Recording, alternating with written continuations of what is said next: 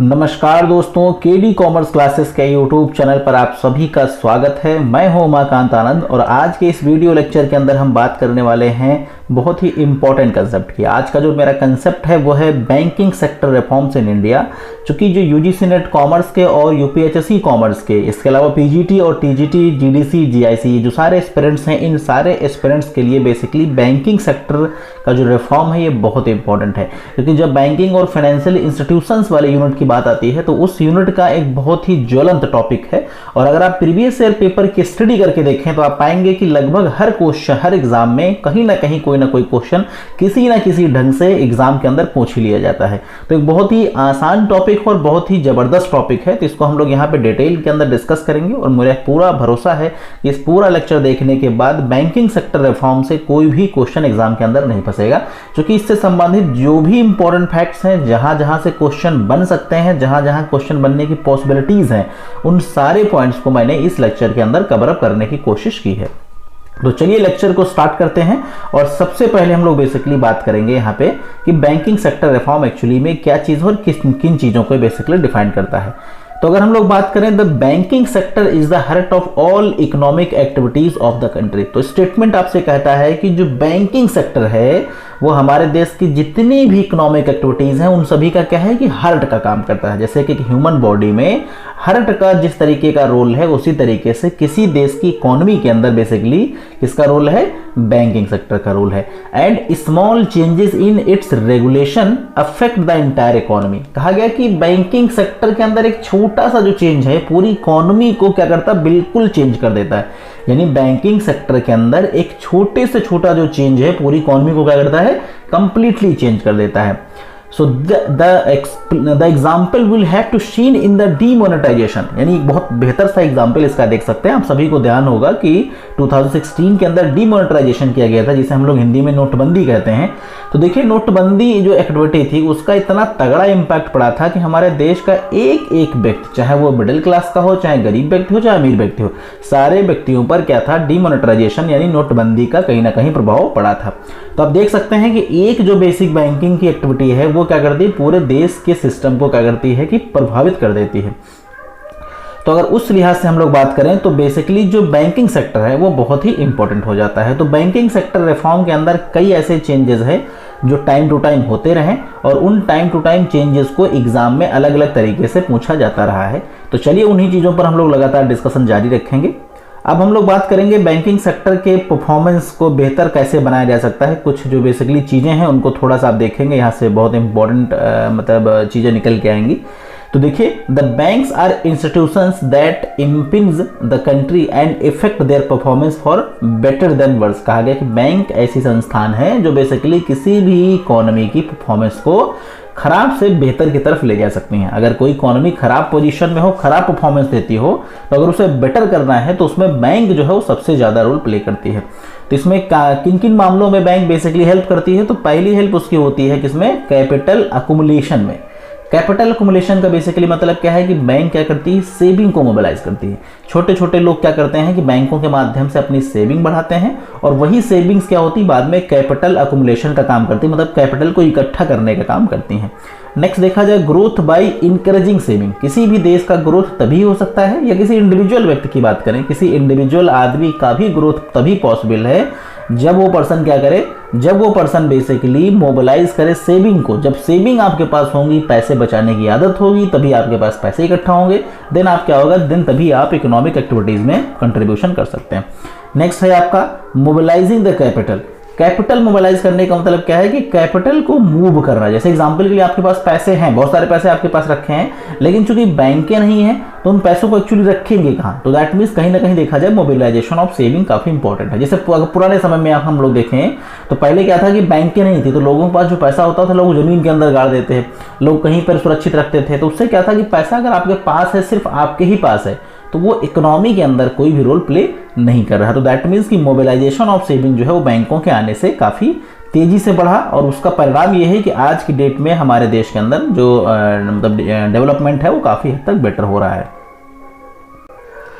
Next अगर हम लोग बात करें तो allocating the capital for alternative uses. जो कैपिटल है उसके अलग अलग इस्तेमाल किए जा सकते हैं, लेकिन इस्तेमाल तभी पॉसिबल हैं जब बेसिकली क्या होगा, हमारे पास बैंकिंग सिस्टम होगा। तो बैंकिंग से क्या है कि पैसे सुरक्षित होते हैं और वो सेविंग क्या होती है, अलग अलग जगह पे बेसिकली उन्हें हम इन्वेस्ट कर सकते हैं।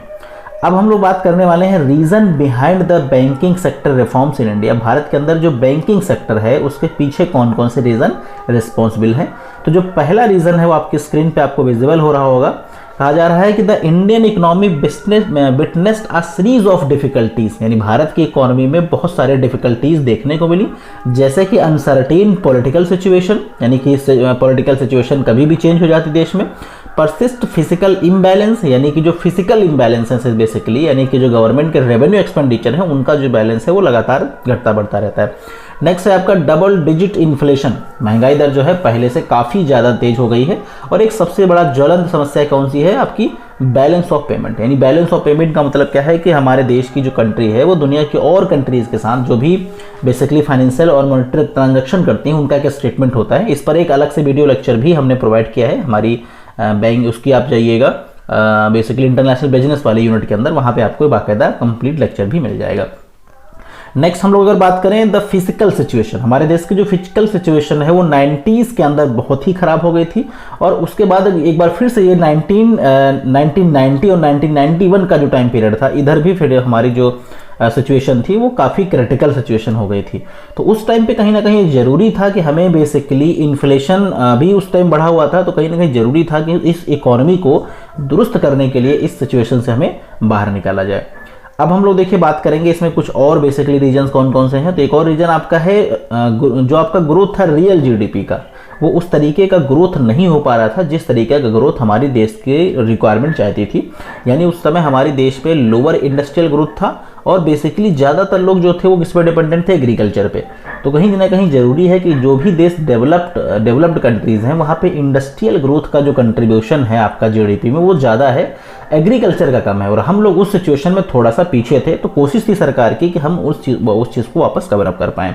नेक्स्ट अगर हम बात करें the industrial were affected because of lower government investment, जो गवर्नमेंट का भी इन्वेस्टमेंट कम था, यानी कि जो गवर्नमेंट थी वो इंडस्ट्रीज पे एक्चुअली खुद से पैसा कम लगाती थी। और इसके अलावा हमारे पास जो इनपुट था, इनपुट बेसिकली हमारा जो एक्सपोर्ट में और इंपोर्ट में था वो ज़्यादा, मतलब उस चीज़ को भी हमें क्या करना था, बेसिकली थोड़ा सा इम्प्रूव करना था।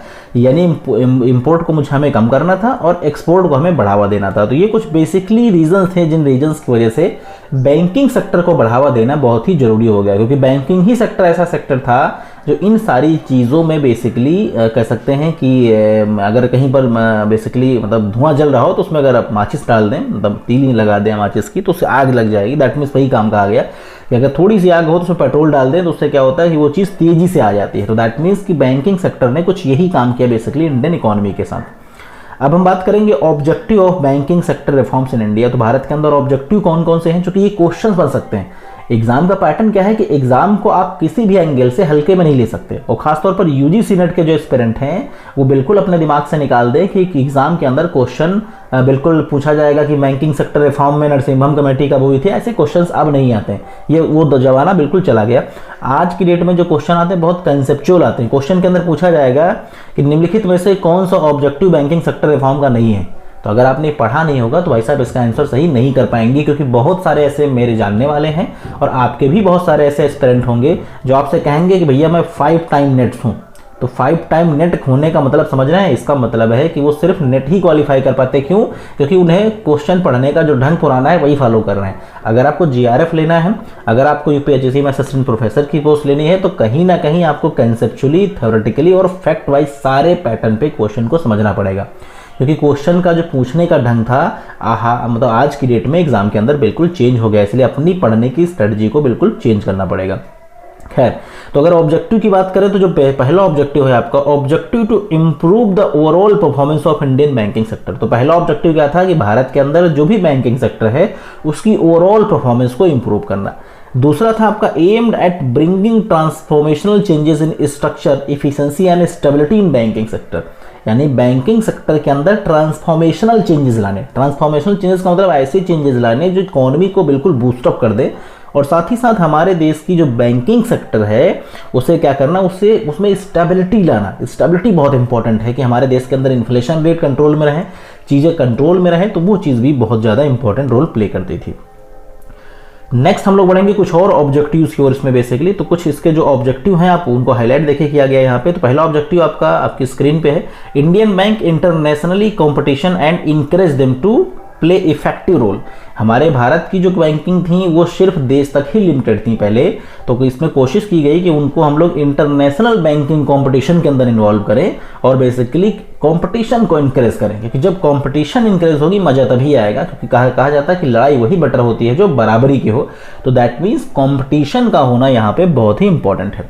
नेक्स्ट हम बात करें reform in banking sector in India intended to changes the stability and efficiency, यानी कि जो स्टेबिलिटी है, जो इफिशिएंसी है बैंकिंग की, वो मेंटेन रखना, लोगों को बैंक पे भरोसा हो और लोग बैंकों के अंदर पैसा डिपॉजिट करें और बैंक इतनी स्ट्रांग हो कि जब लोगों को जरूरत हो तो तुरंत पैसा वापस करें। दैट मीन्स स्टेबिलिटी होना बहुत ही इंपॉर्टेंट पार्ट था जो बेसिकली बैंकिंग सेक्टर रिफॉर्म से देश की बैंकों के अंदर आया। नेक्स्ट है operational rigidities in credit delivery system to ensure allocation efficiency and achievement of social objective. कहा गया कि हमारे देश की जो सोशल ज़रूरतें हैं, सामाजिक ज़रूरतें हैं, उन ज़रूरतों को पूरा करने के लिए बैंकिंग सेक्टर अपना काम करे और उसका जो रिजिडिटी सिस्टम है, पहले क्या था कि एक अड़ियलपन था बैंकों के काम में, कि जो ढंग था काम करने का बहुत ही पिछड़ा था, आप लाइन में लगे रहिए आपका नंबर ही नहीं आता था। तो उन सब चीज़ों को ख़त्म करना, सोशल नीड्स के अकॉर्डिंग काम करना और लोगों के साथ उस तरीके से पेश आना कि लोगों को बैंक के ऊपर फेथ हो और बैंकों से लोगों को भरोसा लगे ताकि वो बेटर तरीके से बैंकों का यूज़ कर सकें। नेक्स्ट है आपका to place Indian banking system on the par international standard. भाई हम लोग इंटरनेशनल स्टैंडर्ड पर स्टैंडर्ड नहीं पहले मैच करते थे, तो जरूरी था कि हम लोगों को जो कैपिटल एडुकेशन नॉर्म है आपको ध्यान होगा, बासेल पे हमने एक लेक्चर भी आपको प्रोवाइड कराया है। तो जो बासेल वगैरह है इन सारे रूल्स को फॉलो करना, यानी कि एक बहुत ही कंप्लीट ढंग से बैंकिंग करना ताकि आप बैंकिंग के आधार पे काफ़ी कुछ कर सके। खैर, एक लास्ट ऑब्जेक्टिव और आपका बचता है जो बेसिकली आपसे ये कहता है कि reducing the vulnerability of banks in face of fluctuation in economic environment. कहा गया जब इकोनॉमिक इन्वायरमेंट चेंज होता है तो हमारी बैंकें जो है बिल्कुल गड़बड़ा जाती हैं। तो बैंकें गड़बड़ ना हो, बैंकों का जो सिस्टम है बिल्कुल दुरुस्त हो, और दुरुस्त तभी हो सकता है जब आप अंदर से स्ट्रांग होंगे। जब आप अंदर से स्ट्रांग होंगे तब आपको कोई दिक्कत नहीं आएगी। तो इसीलिए कहा गया था कि कुछ चीज़ों को हमें लाना, जैसे एडुकेशन लाना, कैपिटल एडुकेशन, कैपिटल आपके पास पर्याप्त रहनी चाहिए। वो आपको बासेल वाले लेक्चर को आप देखिएगा, वहाँ पे हमने आपको बताया है कि बासेल 1, बासेल 2, बासेल 3 में कौन कौन सी चेंजेस किए गए। इनकम रिकॉग्नाइजेशन करना, एसेट क्लासीफाई करना, कौन सी एनपीए होगी, कौन सी आपकी परफॉर्मिंग एसेट होगी, कौन सी नॉन परफॉर्मिंग एसेट होगी। कुछ प्रोविजंस और रूल्स बनाए गए और कुछ ऐसी चीज़ें बनाई गई जिससे बैंकिंग सेक्टर के अंदर ट्रांसपेरेंसी आए, लोगों को भरोसा जगे, लोगों को मतलब बैंकिंग के साथ भरोसा जगे, तभी वो बैंकों से कनेक्ट हो पाएंगे। चलिए अब हम बात करते हैं कुछ कमेटीज़ की। कमेटीज़ एग्जाम के लिए बहुत ही इंपॉर्टेंट हैं और ये एक बार नहीं, अगर आप प्रीवियस ईयर पेपर की एनालिसिस करके देख लें तो इस क्वेश्चन के बिना एग्जाम पूरा ही नहीं होता। किसी न किसी फॉर्म में, किसी न किसी रूप में एग्जाम में 100% टपकता है। तो बहुत ही इंपॉर्टेंट टॉपिक पे हम लोग बात कर रहे हैं अभी। The first phase of reform, the Narasimham committee first. Narasimham committee first कब हुई थी, एक एक बात को बिल्कुल नोट करते चलिएगा।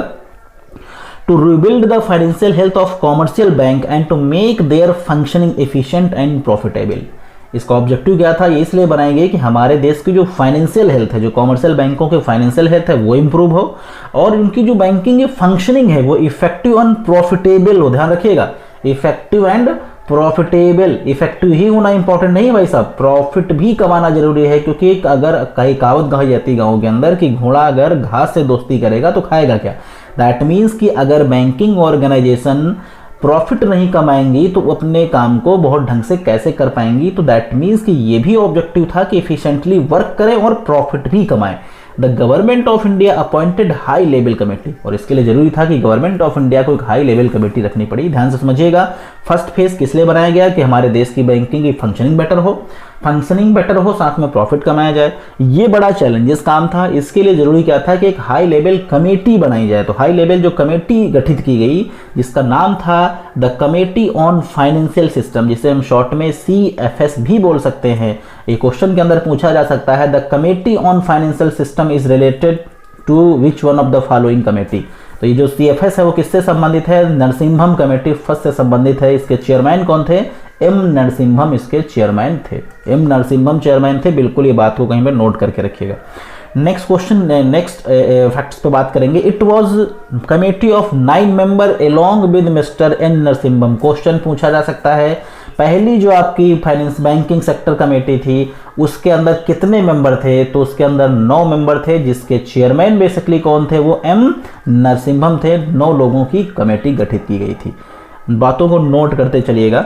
नेक्स्ट बात करेंगे, the economic gave it's recommendation in November 1991। Recommendation कब दी गई, नवंबर 1991 के अंदर दी गई। और ये क्या रिकमेंडेशन थी, blueprint of first generation banking sector reform in India. Basically Bharat के अंदर फर्स्ट जनरेशन रिफॉर्म का जो है ब्लूप्रिंट तैयार किया गया, और जो ब्लूप्रिंट तैयार किया गया उसके अंदर कुछ ऑब्जेक्टिव्स को रखा गया। क्वेश्चन एग्जाम में टपकेगा, पूछा जाएगा निम्नलिखित में से कौन सा ऑब्जेक्टिव नरसिम्हम कमेटी से संबंधित नहीं है, या ये पूछ लिया जाएगा निम्नलिखित में से कौन सा जो आपका ऑब्जेक्टिव है वो नरसिम्हम कमेटी फर्स्ट से संबंधित है। इसलिए ऑब्जेक्टिव को कभी आप इग्नोर नहीं कर सकते, एक एक बात आपके लिए इंपॉर्टेंट है। To make recommendation for improving and modernizing the organizational system, यानी कि ऑर्गेनाइजेशनल सिस्टम को क्या करना है, आपको इम्प्रूव करना है, मॉडर्नाइज करना है। इम्प्रूव करना और मॉडर्नाइज करने की दोनों बातों को पकड़ के रखिएगा। मॉडर्नाइजेशन का मतलब क्या है कि जो रीसेंट रिक्वायरमेंट है पूरे वर्ल्ड बैंकिंग सिस्टम की उनको पकड़ना है। वो पुराना जो देहाती सिस्टम हम फॉलो करते चले तो उससे हटाना है और नए ढंग से हमें काम करना है, बदलती टेक्नोलॉजी को अपनाना है, और वो हर वो चीज़ अपनानी है जो आज के देश में दुनिया के अंदर बैंकिंग में चल रही थी। ये बेसिकली रिकमेंडेशन थी किसकी, नरसिम्हम कमेटी फर्स्ट की। दूसरा देखिए, to make recommendation for infusing greater competitive viability. Competition create करना, कंपटीशन इसलिए क्रिएट करना ताकि बेसिकली हम लोग क्या कर सकें, दूसरे देश के अकॉर्डिंग काम कर सकें। जब कंपटीशन होगा तभी लोगों को बेटर सुविधा मिलेंगी। बहुत बढ़िया एग्जांपल रिलायंस जियो, जो रिलायंस जियो का जो एग्जांपल है वो सबसे दुरुस्त एग्जांपल है। इन्होंने कंपटीशन की वॉट लगा के रख दी।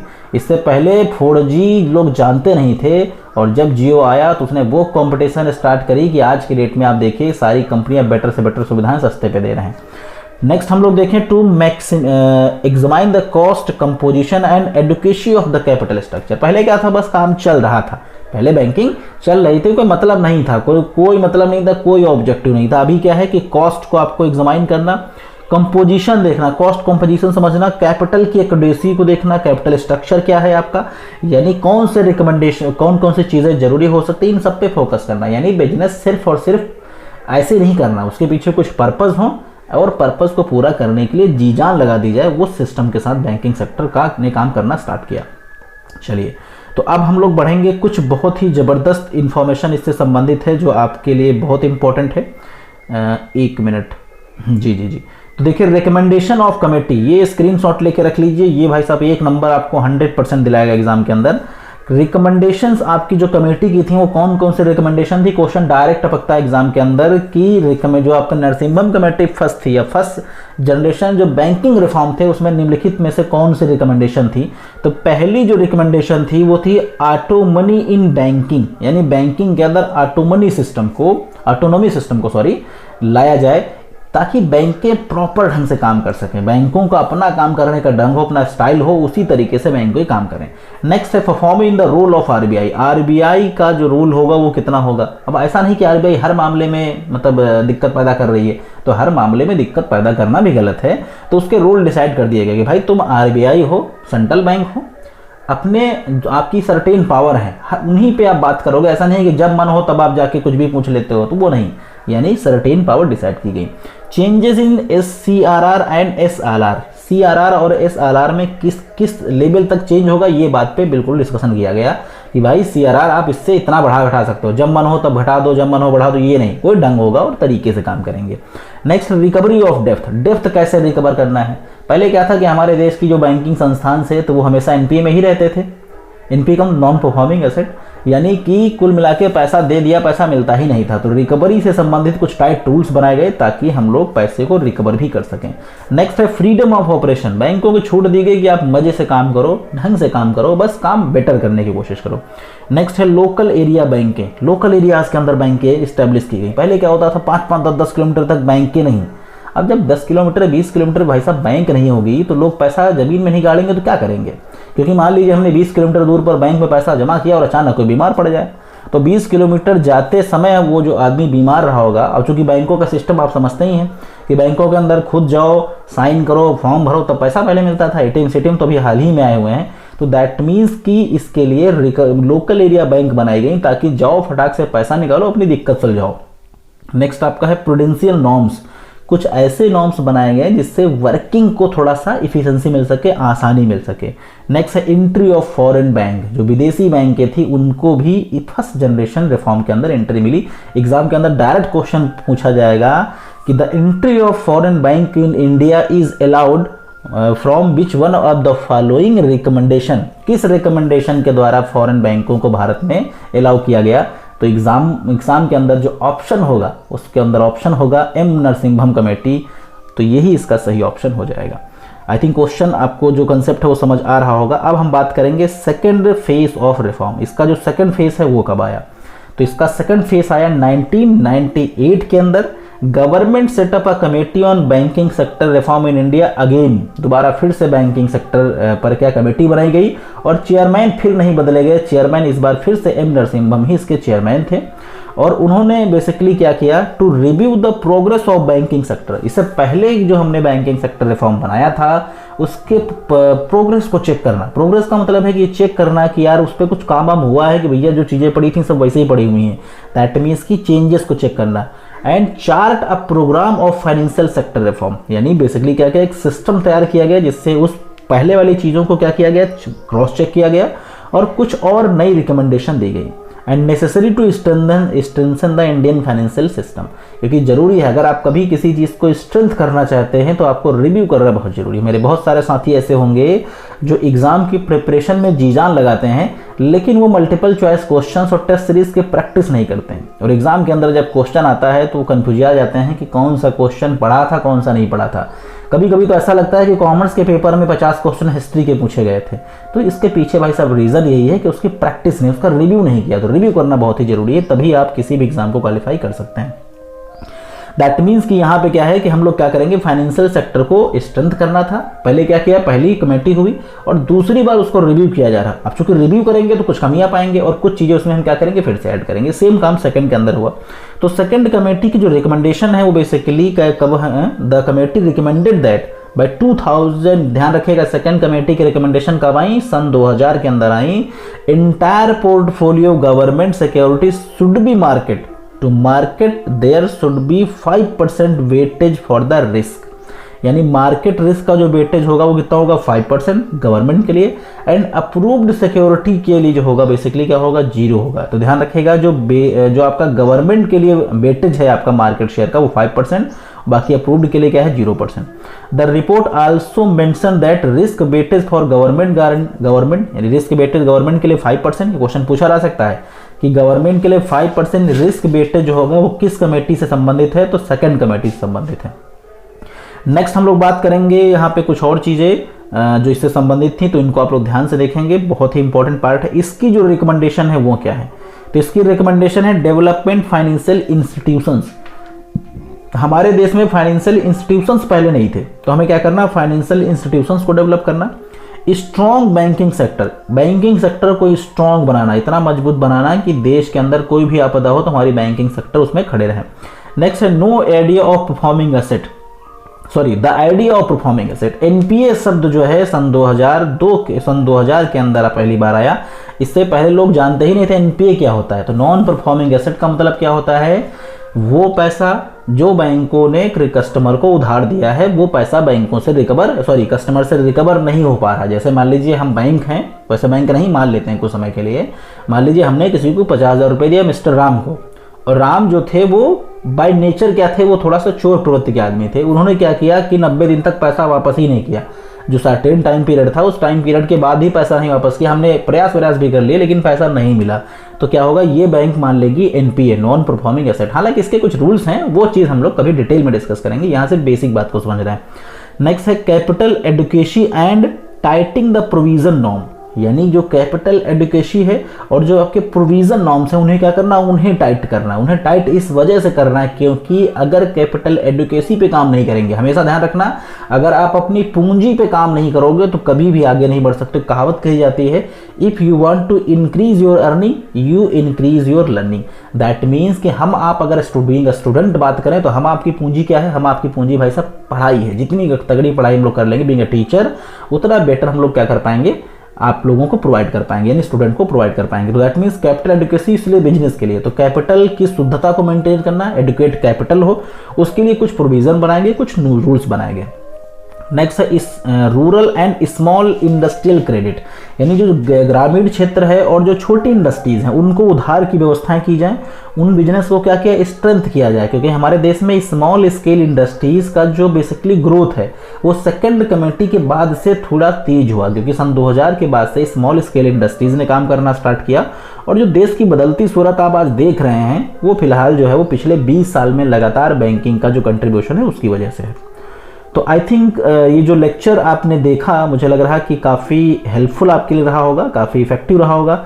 बैंकिंग सेक्टर रिफॉर्म अपने आप में एक बहुत ही ज़बरदस्त टॉपिक है जो हमेशा से इम्पॉर्टेंट रहा, तो इससे संबंधित कुछ फैक्ट हमने कोशिश की कि आप तक पहुंचा सकें। अगर लेक्चर आपको इन्फॉर्मेटिव लगा हो, अच्छा लगा हो, तो आप मेरे इस लेक्चर को लाइक कर सकते हैं, अपने फ्रेंड के साथ शेयर कर सकते हैं, और अगर आप चाहते हैं कि ऐसी इन्फॉर्मेशन आप तक पहुंचती रहें तो आप चैनल को भी सब्सक्राइब कर लें, ताकि जो हम आगे आने वाले समय में जो भी वीडियोस अपलोड करें उन सभी के नोटिफिकेशन आपको मिल सके। आपने अपना बेशकीमती समय दिया इस लेक्चर को देखने के लिए, so thanks for watching this video. Have a nice day.